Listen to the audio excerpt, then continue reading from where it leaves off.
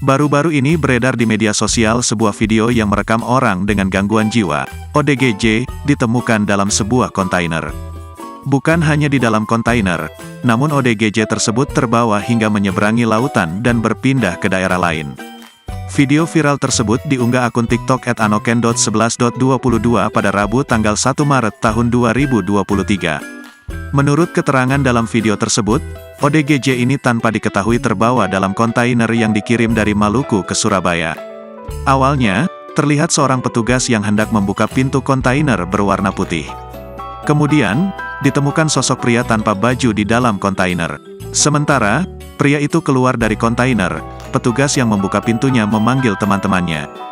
Diketahui setelah sudah tiba di Surabaya, alhamdulillah beliau masih selamat walau berhari-hari di dalam kontainer tanpa makan minum, tulis dalam keterangan videonya. Melihat ODGJ yang berhari-hari dalam kontainer itu, petugas bersama temannya pun memandikan dan mencukur rambut pria yang baru sampai dari perjalanan jauh itu. Video viral tersebut mendapat berbagai respons warganet yang melihatnya.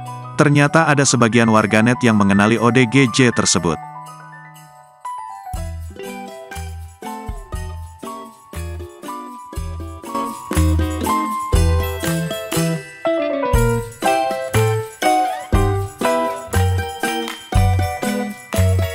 Terima kasih sudah nonton.